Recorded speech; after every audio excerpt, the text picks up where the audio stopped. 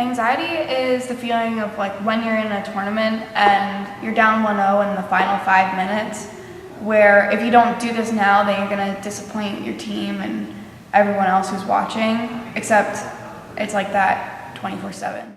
More and more high school students struggle with anxiety and depression. In fact, 60 to 80% of those students aren't getting help.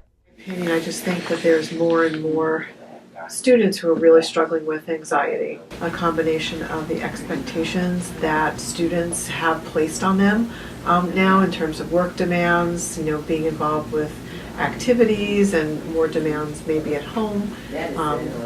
People can only handle so much. I don't remember any students struggling from anxiety in high school.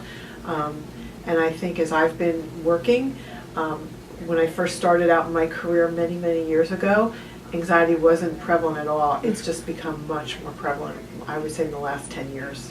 There's lots of help for students. First of all, if students feel like they're struggling with what they would think is anxiety, they should come to the counseling office, talk to their teacher.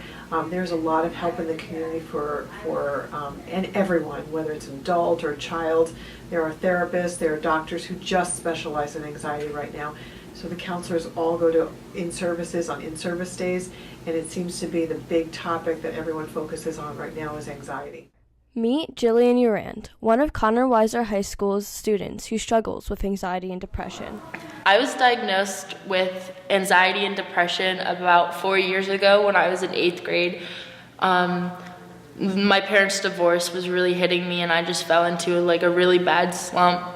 And anxiety, just looking at it itself, has caused my high school life to be really rough. There were times in class when I couldn't focus because I was just worrying about different things. So I had to leave and go to the nurse's office just because I couldn't be in class because of my anxiety.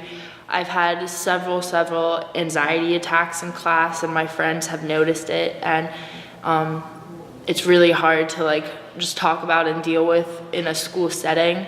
At first, I didn't really know any coping mechanisms, but after I started seeing doctors and going to therapists, I learned a lot of times I just have to get myself out of the situation. There are a couple other methods like counting specific things or sorting things, which can help me too, and just focusing on one item instead of a whole bunch of things at once.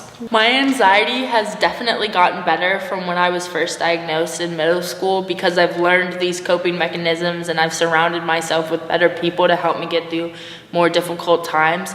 But it's definitely not an issue that's gonna go away overnight. So I know I'm gonna be struggling with it for a long time, but I think it'll keep improving with how much I keep putting effort into wanting to get better.